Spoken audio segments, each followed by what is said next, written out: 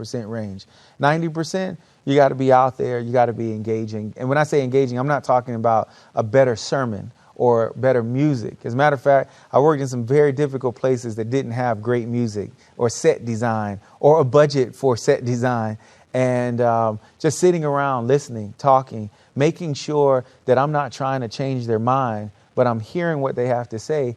And when I hear them, they want to hear me. And I think one of the most powerful compliments I ever had working with a young person was a young person came to me and said, I want to get baptized. I said, I know that, you don't really want anything to do with God. Why do you want to get baptized? I didn't say, let me put you in a Bible study. Right. I was genuinely curious. And he said to me, well, you said that you were baptized. And I'm so tired of hurting the way that I hurt. And you seem to have such peace.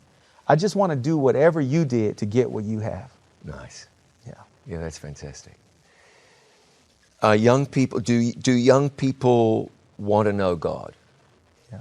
Young people have probably one of the most insatiable appetites for God on the planet. How do we introduce them to God? I mean, you've said service, but at some stage you've got to cross the line and say there's a being, a God, there's something behind this service. Sure. So how do we introduce them to God? Well, we can't divorce proclamation and compassion.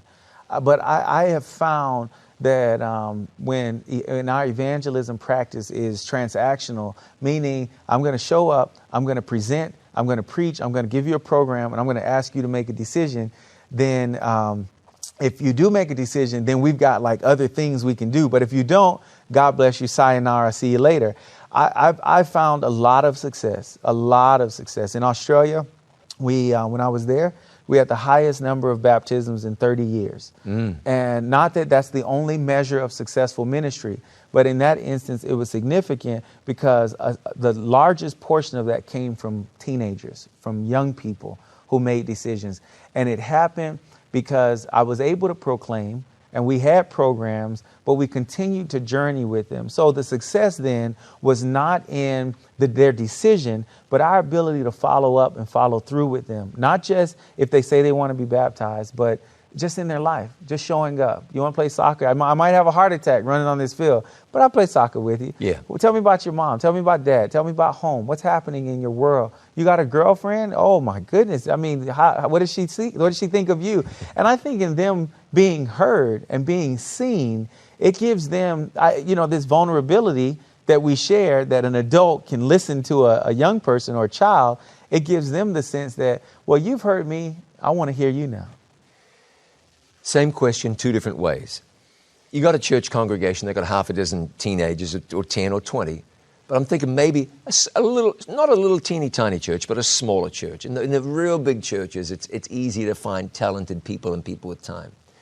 What do we say to that congregation? They got half a dozen young people. They hardly even know what to do with them. Yeah. They desperately want them to connect with God. They desperately want them to be in church. They desperately want them to grow in their faith. But they go, we got these half a dozen young people. What do we do with these animals? John, I have an answer for that. And I'm very confident about my answer. And it's not arrogance. It comes from experience and lots of failure. And this is my very concrete answer on that. Smaller church, you want to reach your young people. Don't see your young people as the group in your church. See your young people as the group in that city. Consider yourself the mentoring hub for all of the young people in that community.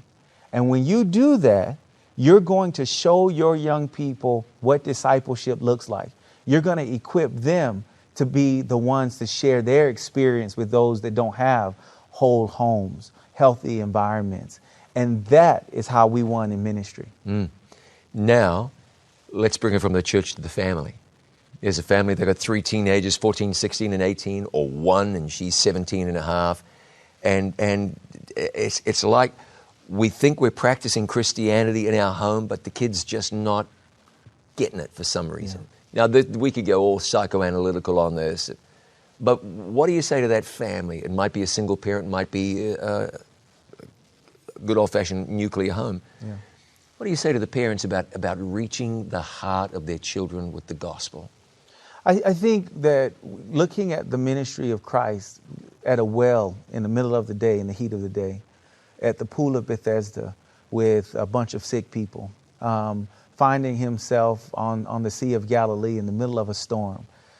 I think that young people have storms. Young people face sickness. Young people find themselves in difficult positions. So you got to find yourself there with them.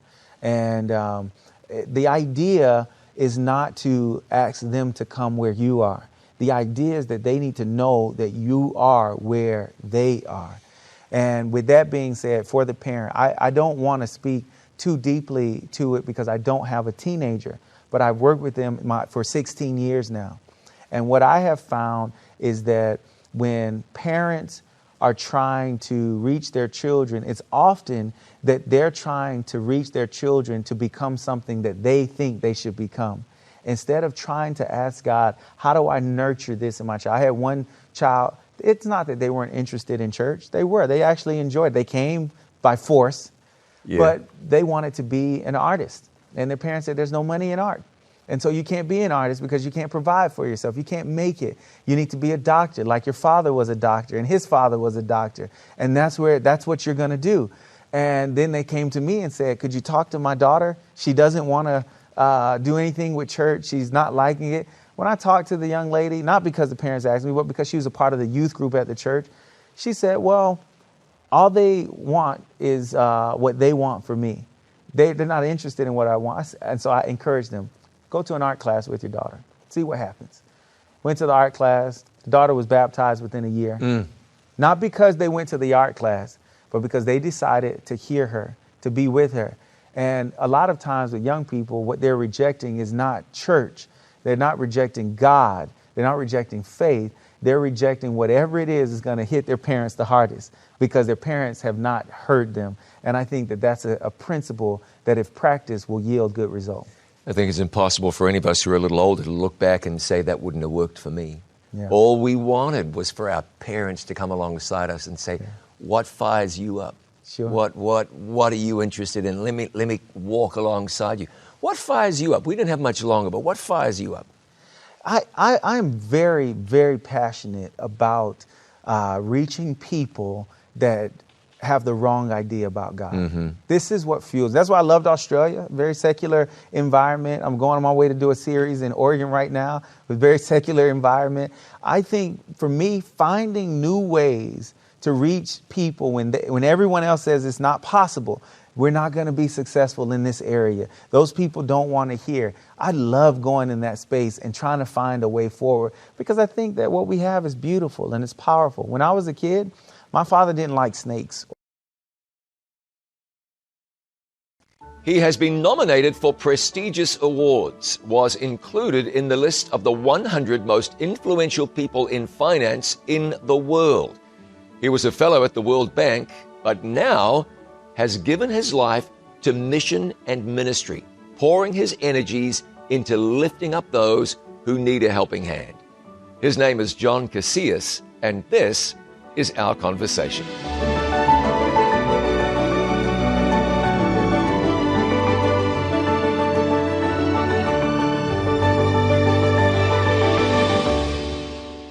John Casillas, thanks very much for joining me. Great to have you here. Thank you so much, John. It's a pleasure to be here. It is written. We got a lot to talk about. We'll talk about some of what you have done and some of what you are doing.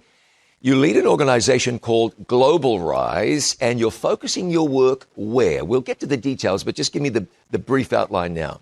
Global Rise, our vision is a world of healthy kids.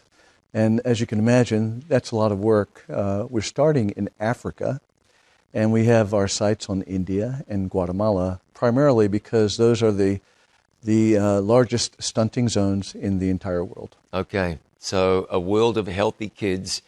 You're helping people today. I want to talk with you about that in depth, but let's go back just a little bit. We'll start right at the beginning. Where'd you spring from? Where were you raised? Plumsteadville, Pennsylvania. I know everybody has heard of that. So it's the center of something, I'm sure. The center of the universe, as we used to say. But it's a quaint old town in Bucks County, Pennsylvania. And we were 8 children and 10 strong in our family. My mom was the spiritual rock, always brought us to church. She finally brought Dad in through her example. Oh, amen. And, we used to travel 45 minutes every Sabbath to go to the Bucks County Seventh-day Adventist Church. And I've been to the Bucks County Church, great church. Yes, I think you met my uncle there too. I once. I did, fantastic. So what's this, these award nominations and the 100 most influential people in the world in finance? That sounds like some pretty heady stuff. So walk me through your journey to that. What were you doing? Well, you know, when I found out about the award, the magazine, Treasury and Risk magazine, they didn't tell us about it. So I was just, walking inside the house, and I got this in text and this congratulatory message, and I sort of looked at it and laughed. I didn't understand it. Later, I picked up on the meaning of it, and it was pretty remarkable. So, wow, to get to that point, we have to go back probably 12 years. Okay. Or longer now, probably 22 years, to 2000, and maybe even a little bit before that, when I was working in healthcare administrative management. We were developing a company, my brother and I, Paul, that dealt with revenue cycle management in the healthcare industry. And after we did that, we sold that company to a banking firm. And it seems a little bit strange selling a healthcare revenue cycle management company to a banking firm. But they were working with over 1,000 community banks trying to finance healthcare receivables. And if you know anything about a healthcare receivable, it's a very complex, it doesn't act like many other receivables. So you have to be able to understand the value of that receivable in order to lend against it. Okay. And that's what the banks wanted to do. Yeah. So we were creating the engine to make that happen. And it was through that journey that I discovered the power that banks have, really, the technology, in many ways, the ATM is 40 years above or advanced more than what we see in healthcare in terms of access to our healthcare data. So I started to put these pieces together and develop a framework called medical banking. Eventually leaving that company and starting the medical banking project. Okay. So explain medical banking to me briefly and in a way that I will understand. Medical banking is taking technology in the banking industry, merging it or integrating it with the healthcare IT space to reduce transaction processing in healthcare. In fact, we found potentially $35 billion in savings annually by doing just that. It does, however, involve issues of privacy. And when we started to proclaim the medical banking message, we had to deal with that issue in the industry. So I was asked to testify a few times to a subcommittee of Congress. Actually, they're appointed by Congress, the National Committee on Vital and Health Statistics, to describe the potential access that banks might have to health information. And this was important because HIPAA was a societal mandate to keep our records private. So there was a lot of discussion in the privacy world at that time, and it still remained, it's ongoing, about how we keep our health records private. So we had to wrestle through those issues, and it was through that news organizations started calling, and before you knew it, we were all over the place, being interviewed on TV and other places to try to sort through when banks have access to health information. And it became a hot political potato in Washington, D.C. And how did that get worked through? Was there any resolution to that question? It took a long time. The Department of Health and Human Services held a few meetings, and it continues to roll through. But essentially, as we move towards a digital environment, healthcare organizations are moving our health information now into the digital space, so that we can have access to them. Ideally, we'd have access to them through our phone, right? Just like we do with banking. there's a lot of systems that are developed in banking that move data from the banking world into our phone. Sure. Now we have to repeat that in the healthcare side, okay? The idea of medical banking was to unify that so that we don't have to spend twice as a society on all the billions and billions of dollars cost to make that happen. Sure, you've already got the framework, you already Yeah. have the pipeline, it's working for banking. Why do we just make it work for health? Yeah, bring in the healthcare space. So what you've got is you've got an archaic system. The idea of privacy is pretty archaic as well. Privacy is very diminished in the digital world. You're trying to bring that world with this world, retain the old safeguards, keep everybody happy. Yeah. Good luck with that. Yeah, and banks are actually starting to move in those directions. We've seen some major acquisitions of banks, of healthcare firms. So it's happening, but it's happening slow. And the policy, of course, areas is trying to catch up with it and make sure that everything's safe for the consumer. Now, how did you get involved with the World Bank? So when I sold the medical banking project, I sold it to an health information technology society called HIMSS. They convene the largest gathering of health information technology groups in the world. And they like the idea of bringing the banks into the healthcare IT tent, okay? Because they're all things healthcare IT. So they acquired the medical banking project, and when they did that, they asked me to form a relationship with the World Bank, which they had been trying to form for a period of time. The World Bank had a number of health IT implementations all over the world. There was at that time, I think we counted around 53 worth about $1.5 billion dollars. And we think that was just the tip of the iceberg. But they asked me to come in to look at those health IT implementations. I actually sent the thesis of medical banking to the lead economist at the World Bank, and he was impressed with it, and he asked me to come in.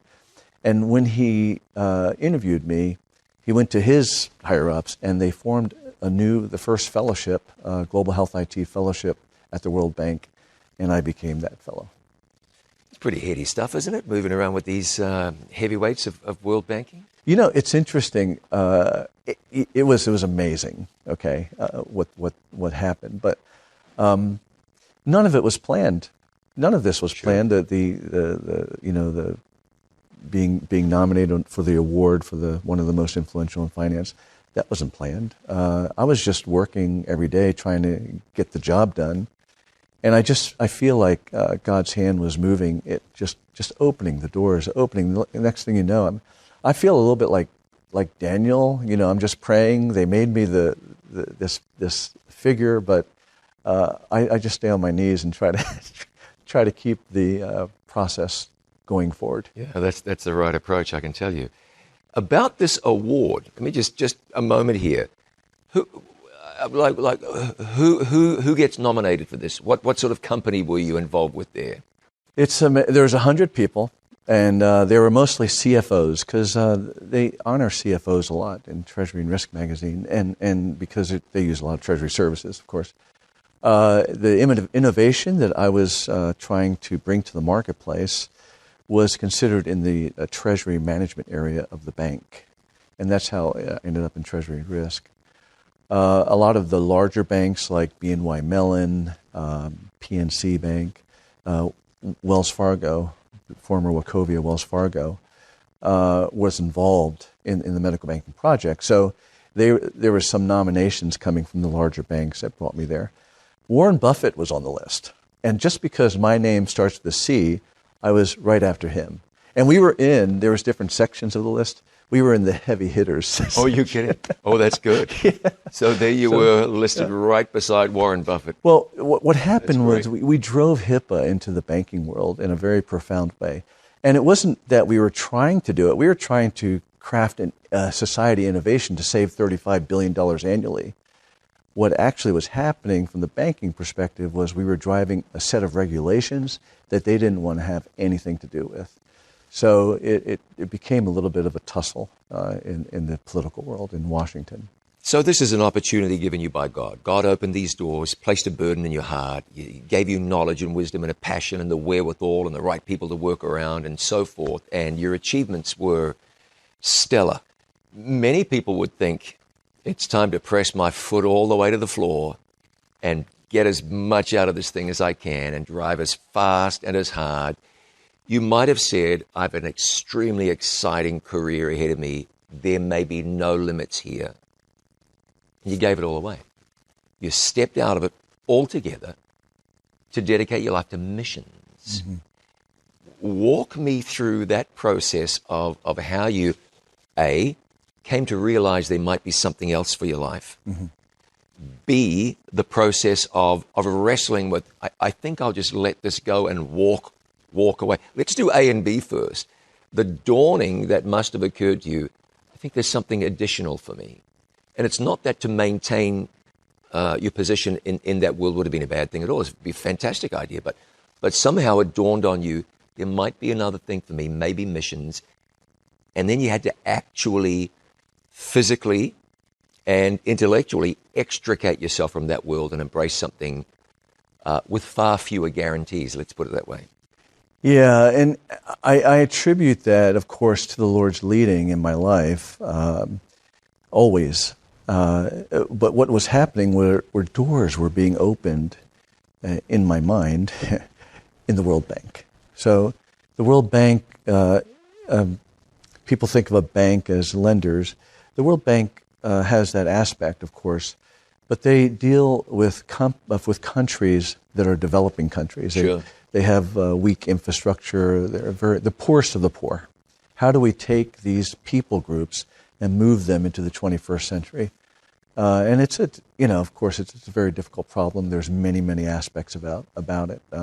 So when I was working around the world, my eyes were starting to open. I saw these people, the way they lived, and it affected me profoundly. I think the fellowship of the World Bank completely changed my thinking about what's valuable in life for me. Should I continue on a career path that leads to a lot of money, right, or impact in that way, or should I try to develop an approach that sort of calms some of the things that I was in my mind? I was starting to think: is there something I can do? Is there something I can do here? When I joined a local NGO, and we were looking at orphanages in India, and I flew over there, and we were having a strategy meeting. And one of the things that really impacted me at that meeting was that we were going to fly in a nutritionist to look at the kids, but we couldn't afford it. Mm. And I thought, I had just spent some time with the kids. There's 200 wonderful kids there, and I was thinking, my goodness, this is. I would like to see a nutritionist there. So I went and started talking to other orphanage owners about that issue, and it became apparent that orphanage owners usually start with a heart cause. They want to start an orphanage. Some of them get larger. Many of them have one orphanage. Some of them have more orphanages. But they have multiple priorities, competing priorities. They can't afford everything: education, food, clothing, medical, and it goes on and on, shelter. So bringing in a professional nutritionist to evaluate the kids is not something that that's usually on the list. So I decided to create an NGO that did just that. That's where the idea sprang from, and just focused on that. What we did is we convened a multidisciplinary team in East Tennessee, and we decided to focus our efforts on 2 sites in Tanzania and Uganda. Now, I wanted to go to India because I loved India. I'd been there 5 times, and I just love the people and the environment in India. Fantastic place. But we decided to go with Africa. So we went to those 2 sites and eventually decided on Kasese, Uganda. one of the big things that determined that was the strength of the relationship that we have with the board of Crystalis Home. Crystalis Home is one of our local partners there, and they take care of 42 children, orphans. They also take care of about 300 families in the community through a family development program. So we were, we started our first farm to plate protocol there. Okay. So now, farm to plate. We got about a minute before we go to the break. Talk to me about how you zeroed in on what your focus was going to be. Brought in a nutritionist, but you identified a certain problem that you've now dedicated your life to addressing. That took experience on the field. I mean, you go in there with your preconceived ideas, mostly Western ideas, about how to bring solutions to problems, and then you realize that really is not a solution at all, and you have to contextualize. So we were guided in a contextualization, we'll call it contextualization thinking, through the Rockefeller Foundation. The Rockefeller Foundation initiated a new 2050 Food Systems Vision Prize. And it was part of their effort to bring the best ideas in the world to developing areas. And we submitted an idea that became a semifinalist. So there was 1,319 global submissions, and we became one of the semifinalists and one of 4 that was featured in the Rockefeller Vision Rockefeller website. Wow. Still is. Drone-enabled transport to mountain dwellers. And so it's a multi-thematic approach. It's very contextualized to the environment that we're trying to impact. But it took a lot of research, a lot of visioning, a lot of signaling. They call it signals, different things that are happening anywhere in the world that could improve the impact that you have in the area. Mm-hmm. We created a system, a systems vision, using systems thinking, called Drone Food Systems. Okay, I want to hear more about that. And we want to hear about what you're focusing on now in terms of addressing the problem of stunting. I know there's 140 million people affected directly, impacted by stunting. So we'll talk about that in a moment.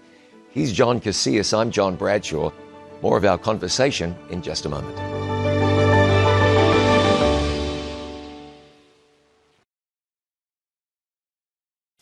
It was like a ticking time bomb just waiting to explode.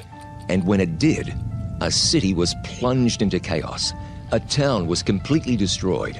More than 300 people were left dead, and thousands left homeless. It remains one of the nation's least known atrocities, yet it was one of the most destructive race riots in United States history. Join It Is Written on location in Tulsa, Oklahoma, for Black Wall Street, as we look at the problem of evil. We'll investigate the destruction of a community and ask some searching questions. How can this happen? And who would do such a thing? How do good people commit truly wicked acts? Black Wall Street will take you there, to the very streets where evil reared its ugly head in a way not often seen. Don't miss Black Wall Street on It Is Written TV. Have you ever wondered if you're good enough to be saved? It's a common question that has discouraged many people, but it doesn't have to discourage you. Taking a Stand is a powerful 5-part series presented by Pastor John Bradshaw that will help you discover the assurance of salvation.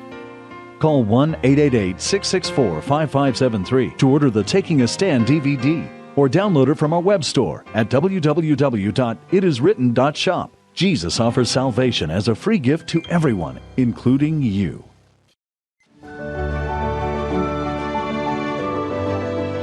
Welcome back to Conversations brought to you by It Is Written. I'm John Bradshaw. My guest is John Casillas from the organization Global Rise. John, we spoke a few moments ago about your journey to mission, your journey to humanitarian work. And you got there, maybe the less direct route, but your eyes were open. You said, this is a massive problem. I got to do something. God now has you doing something. And one of the things you're addressing is the issue of stunting. So explain that to me, what it is and why it is. And then Why are you getting involved with that?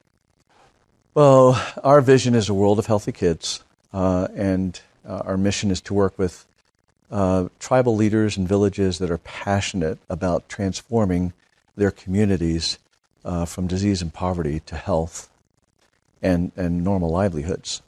The key area that really impacted me was seeing kids that are short or are malnourished, chronically malnourished. Okay. Where we're working, 50% of the children are stunted. So define stunting for me. Stunting is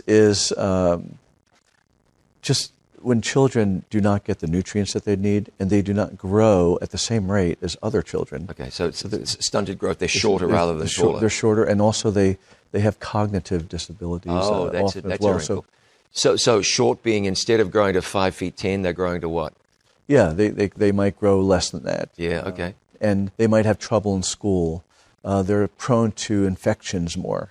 So their lives are normally more diseased, and they end up dying sooner. Oh, so it's not just that they're shorter. It's just that it's whatever's causing them to be shorter, and you'd want them to grow to their potential anyway. Yeah. That causes a whole raft of other problems. It does. It leads to, it was the Bill and Melinda Gates Foundation that really looked at some of these issues about how to take the development monies and efforts and move them to the first 1,000 days of life, because that can completely change the trajectory of the kids in the future. Yeah. So stunting, by the way, can be reversed, okay? Oh, yeah. But it has to be, as far as we know now, there are some that don't agree, but many agree that the first 1,000 days of life is when you need to act. So what I'm hearing you say, if I'm listening between the lines, it's not that these kids don't have food, or maybe it's not even that they don't have enough food. Mm-hmm. So what is it? If you have food and you're eating, aren't you going to grow? It is such a quagmire in that way. It's, I was talking to the mayor of Kasese, and he's like, John, we have plenty of food, we just don't know how to eat. During our survey, we talked to families. We walked up and down the mountains there, and one of the ladies says, we just feel full. We know that we've eaten when we feel full. The problem is that what's on the plate is not balanced. Okay. They can eat a lot of carbohydrates and have very little greens or very little fruit or other things that really they need in order to grow harmoniously. Yeah, I've seen that in Africa myself, where there's tons of food, but it's one kind of food. It's one kind, yeah. Okay. And it's traditional. It's culture. Sure. Like in where we're at, there's a lot of they call it matoke. So matoke is plantain, and it's mashed, and when they give you a plate of it, it's huge, and there's very little of other things. So it's a training process for people to understand it, but you can't train them with foods and ingredients that they don't have, right, or they don't have access to. And sometimes it is really truly, that they just don't have access to the foods that they want to eat, but many times it's just that they're eating foods in the wrong way. So that's where a nutritionist and a nutrition-based approach would be helpful. It isn't necessarily that there's not enough food, even though that may be the case. It's those deeply ingrained habits, got to break out of those. It causes stunting, and I want to reiterate, a whole raft of health problems that accompany that. Okay, so you see that, and you say, we want to address that. How do you address it? Yeah, and that is also, if it was an easy problem, it would have been addressed by many others, and many others try, and some succeed. Well, I'm interested here because going back to your days in medical banking, you brought a very innovative approach to a very real problem. Now you got another very real problem, kind of different.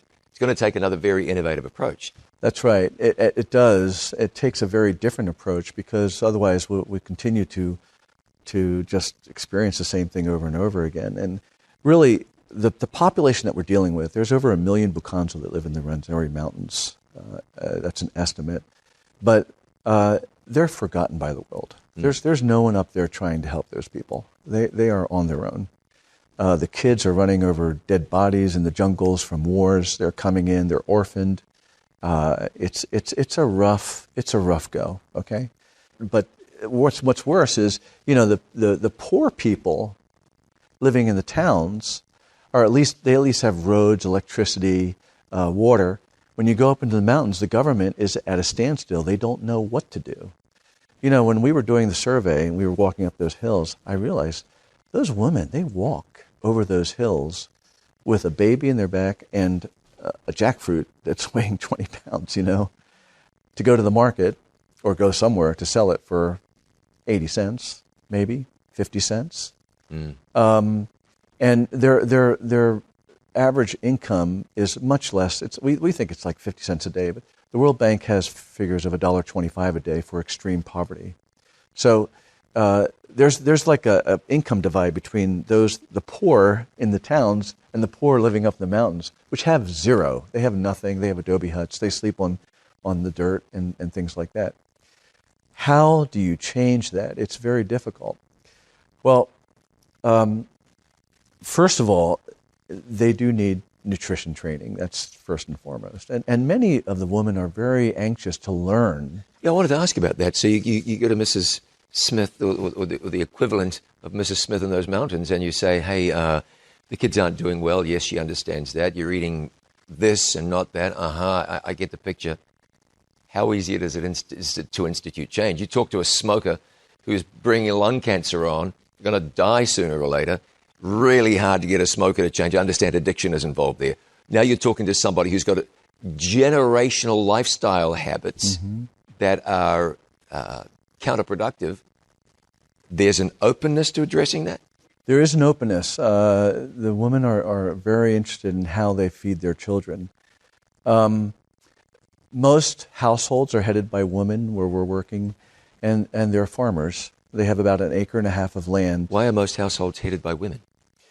Many times the men leave. There are men households there, but that's sort of in the minority. No I would kidding. say 80% of the women of the households are headed by women. When you say leave, they've gone to the city to get a job, or they've just left? They've left.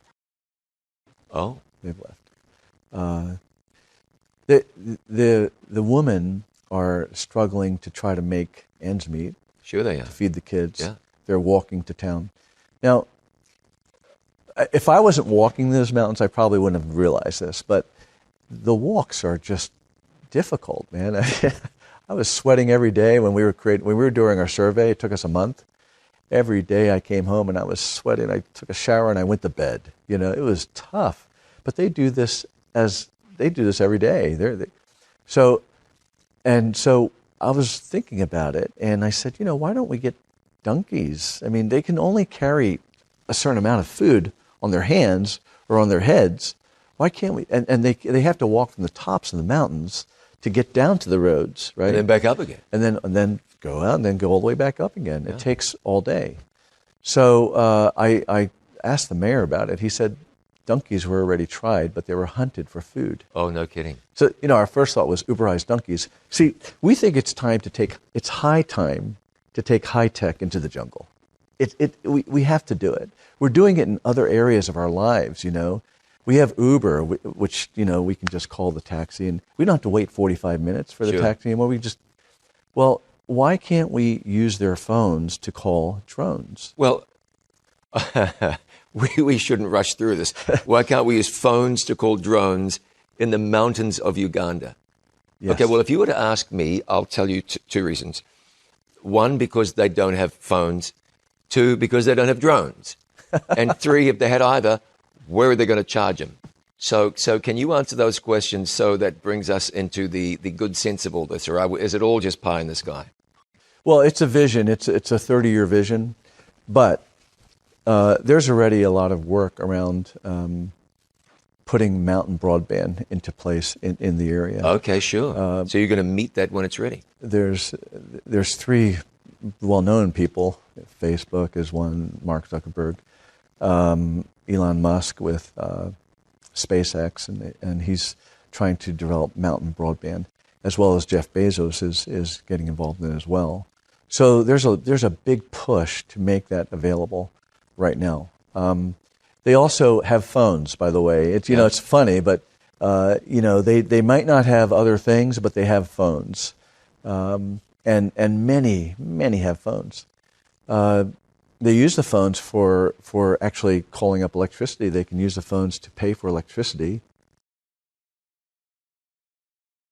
Automatically, the electricity comes on in the house. Well, that's pretty high tech. Yeah, that's high tech. I don't mean that in a patronizing way. To be able to use your phone, I don't think I can. I think it's really cool too. Probably could. I think I could pay my phone bill on the my power bill on the phone, but I don't know if I can call electricity in. So that's pretty cool. Yeah, it is. They actually can do that. There's an enabler, a technology platform that enables that, and we're talking about a technology platform that enables transport. Okay, the government is budgeting for roads to increase commerce in the areas, in the towns and such. When we spoke to them, they were talking about terrain being one of the deepest issues that they have in the mountains, poverty, nutrition. And they were talking about donkeys, but then that didn't work. So then they said, well, we'll put a tram up like they have in Chattanooga, the tram that goes to the top of the mountain and comes back. Uh-huh. But that's environmentally insensitive and it's very costly. And so I asked them about drones. Drones are being used by many other industries. They're actually revolutionizing the way that we do agriculture, the way we spray pesticides and things like that. Why can't we use drones for transport? Drones are sort of like, I don't know if you remember when computers came out, there was always a new version coming every 3 months, every 3 months and every 3 months. So drones are very much like that. They are advancing rapidly in technology. Boeing actually has a 500-pound drone prototype. It's called a flying truck. Yeah, I can understand why. So there is a lot happening in drone technology. And so we spoke to drone operators, drone aviation experts, and they indicated that this is a possibility of actually flying crops from the mountains to the markets. What sort of distance are we talking? It's about 3 miles, maybe. Okay, so 3 to 5 miles. It could be more. Yeah, but it's typically a pretty short hop. But it's okay for Now, when you talk about drones and the power that they need in order to carry something and then to fly that long, there's a lot of technology behind it. But it's possible. Question for you, Mrs. Smith. I keep referring to Mrs. Smith in Uganda. She wants to sell her jackfruit, weighs 25 pounds. How is she going to afford to rent the drone? All she does is she calls up the drone with her phone. This is in the vision statement. Of course it is, okay? So, but this is what we're working towards, okay? She calls up the drone on the phone. The drone is dispatched. It goes to her place. There's a platform that where she has to have it. Sure. It picks up the jackfruit, and then it flies down to the market. The marketplace, they take the jackfruit. All parties have already registered onto a bank account. The funds are transferred to Mrs. Smith's bank account. She has access to them on her phone. It's just that simple. This would but that complex. Revolutionize life as it is known. Although what I kind of like about that is you're not really changing the entire way of life. You're giving a transportation system that will give Mrs. Smith 4 hours, 5 hours of her day back. It's really important. We're not changing anything. We're overlaying it with a technology platform that makes them more efficient. Yeah. Now, why is that important to stunting? That's the key thing, right? Sure. The reason why is because, without exception, studies show that malnutrition and poverty are linked. No question. They're linked. And there's many reasons for that, but there's many groups that go into the mountains and they want to change the malnutrition part of the equation. And for us, and that's good work, okay, but for us it was like putting one wheel on the axle. After we looked at the analysis guided with the Rockefeller Foundation, we knew we had to address poverty too. So the other wheel that we're putting on the axle to create the transformation engine is the drone transport system. With that, we'll be able to raise their incomes maybe from 50 cents to $2 per day. That would be revolutionary to them.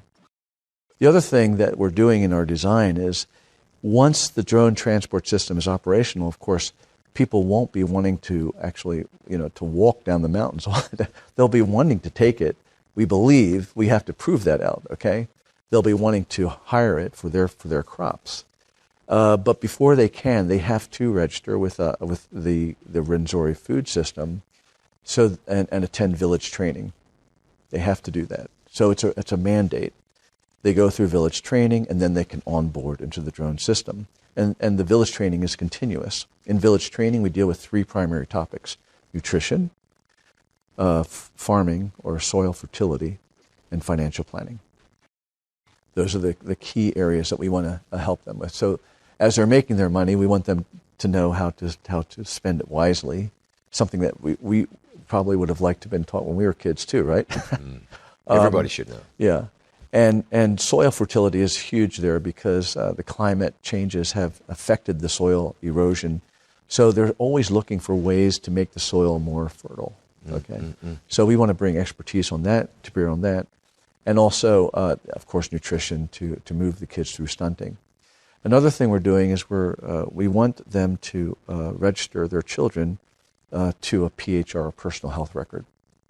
This personal health record will then keep track of them, and then we have the data from a public health perspective that gradually implements the types of trainings that we need at village training to move them from stunted to healthy. Fantastic, fantastic.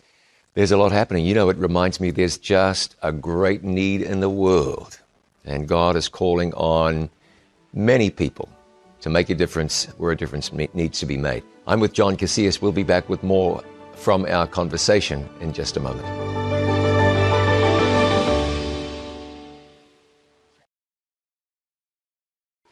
More and more people are watching It Is Written TV.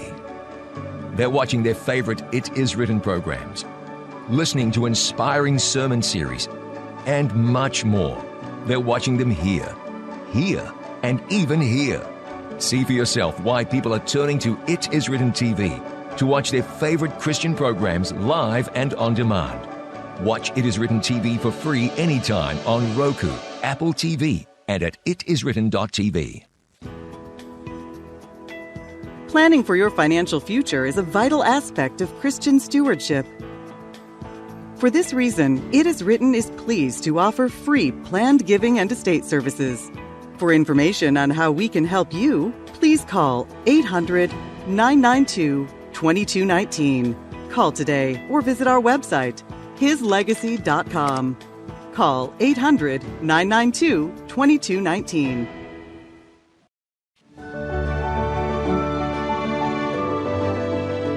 Welcome back to Conversations, brought to you by It Is Written. My guest is John Casillas from Global Rise. That's exciting work you're doing in Uganda. I know you mentioned earlier you'd like to broaden that. You plan to broaden that to India, where stunting affects how many kids? Over 63 million kids. It's the worst stunting zone on the planet. That's massive. And Guatemala you've mentioned, and maybe it's going to spread beyond that. A few moments ago, you talked about what's coming with the drone food transportation system that's going to be implemented. But I don't want anybody to think that the work of Global Rise in Uganda is all future. What's going on right now? So to create a community nutrition program requires detailed household knowledge, culture, food preferences. We need to really get into the mind of the Bukanzo, the tribe there, and other tribes to understand how they view food.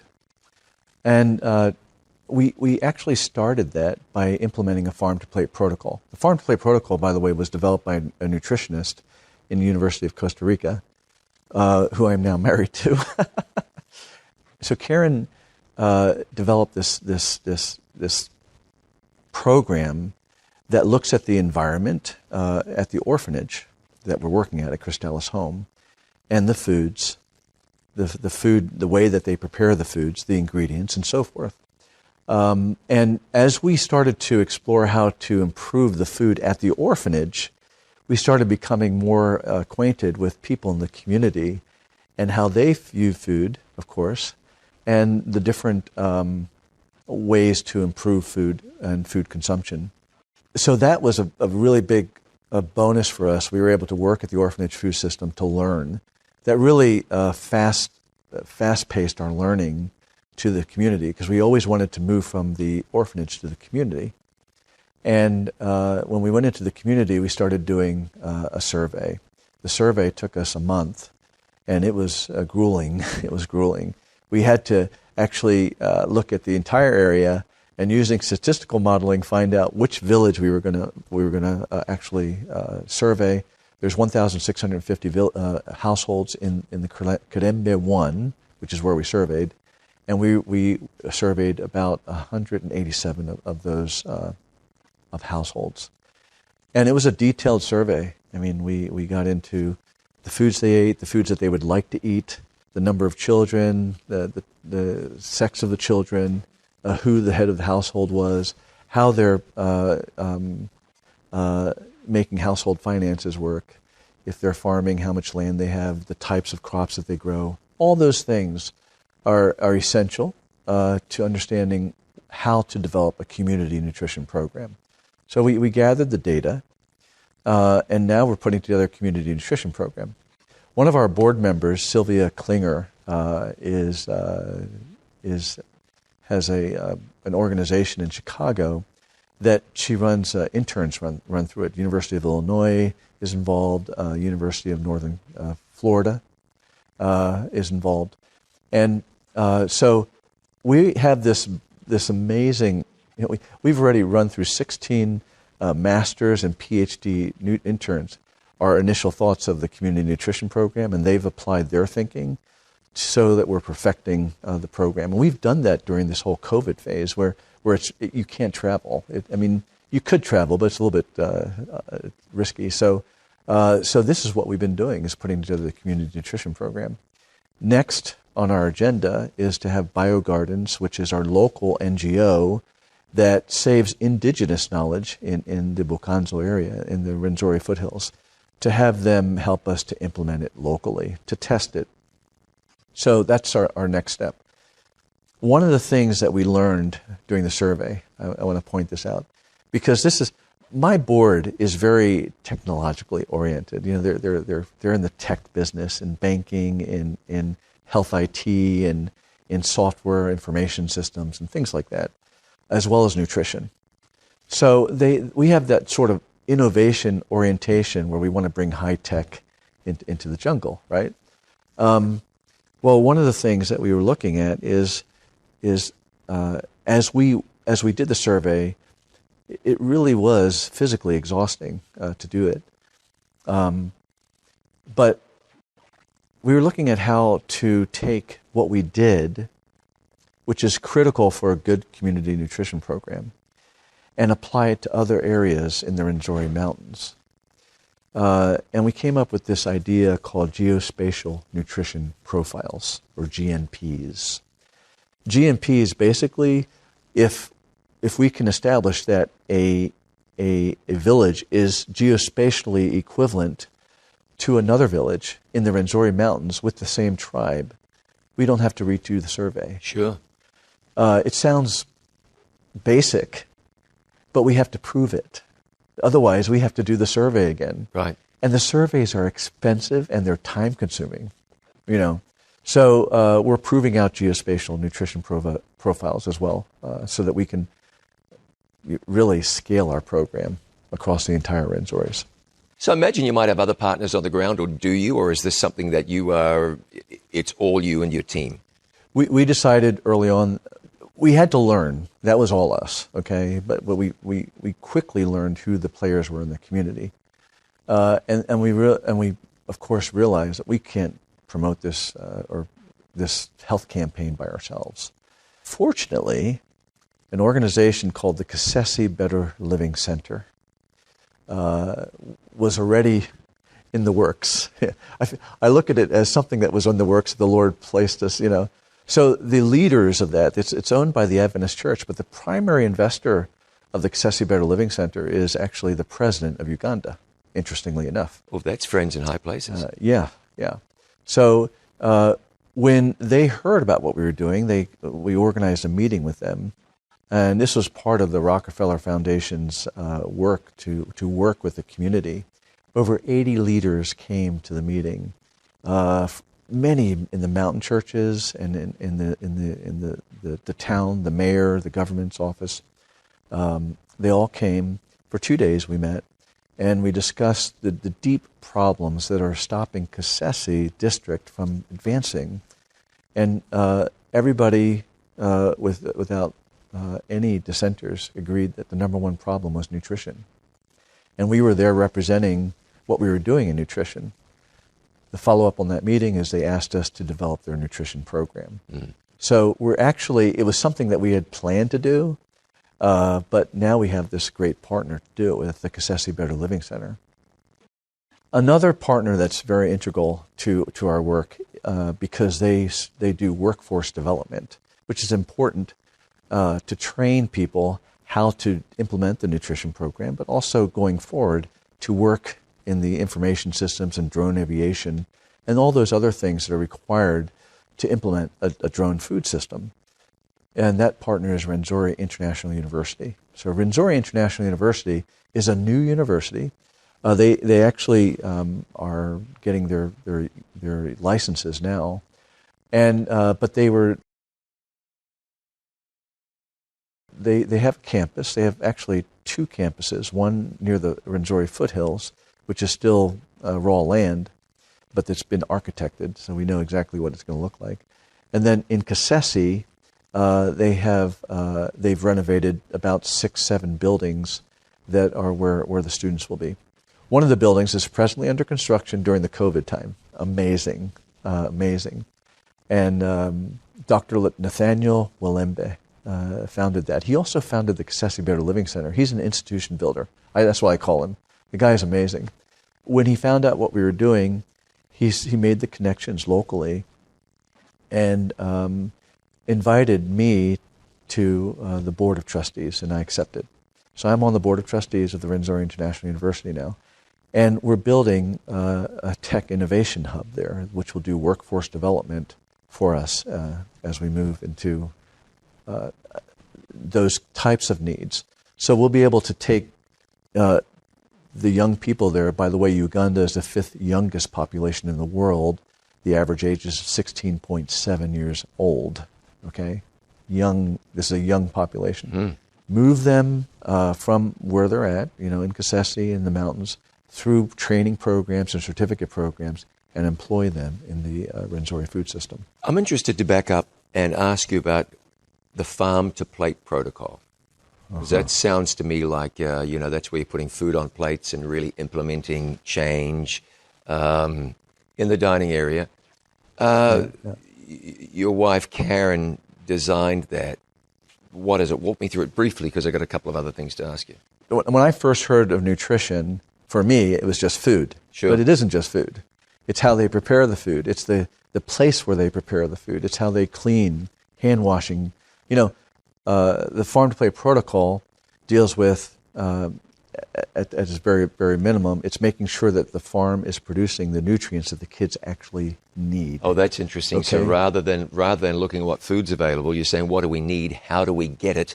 Where do we begin this thing and get it from the idea stage all the way through to the here it is and this is what's good for you? Precisely. And the need is dictated by the health of the children.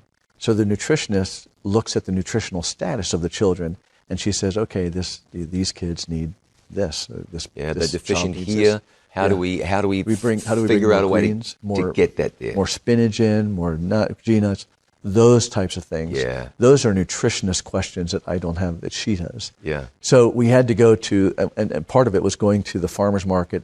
We priced out, I think she told me, between 150 and 200 food items, and did baseline studies. Then we had to change the food budget to accommodate those items. Remember that And then we had to look at the kitchen, which was smoke-filled. Every time we walked in there, we were crying and coughing. It was horrible. We completely had to gut the kitchen, take out a lot of the hoods and open up the roofs and open up windows. And that was a real project, infrastructure project. During that project, we met a local engineering firm, and they provide all of our engineering expertise now as we build our vision. Fantastic. Everything worked like a hand in glove. So Farm to Play protocol is creating the environment at the orphanage that will render the kids from stunting to healthy. There are some stunted children that have entered the... So two questions for you. One is, how do you see this plugging into mission? Take me to the mission aspect, or how this opens the door for mission. So our view, with Globalize, mission is all about the health message. It really is.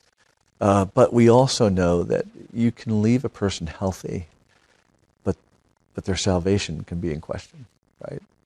So we're focused on the health. We feel like we're John the Baptist going in, prepare ye the way of the Lord, right? With the health message. That's what we're doing. And then beyond that, we're working with the church authorities who need to then plug in the evangelistic component. We don't have the expertise that It Is Written has, to do evangelism. We have a lot of stories we might tell but we don't know that whole area. We just focus on the health message, bringing good health to kids in the mountains. I read somewhere where a writer with a considerable amount of wisdom said Jesus mingled among people as one who desired their good, won their confidence, ministered to their needs, and you're certainly doing that. Let me ask you this question. I want to find out from you. You're a Christian believer. What does the gospel mean to you? What does Jesus mean to you personally?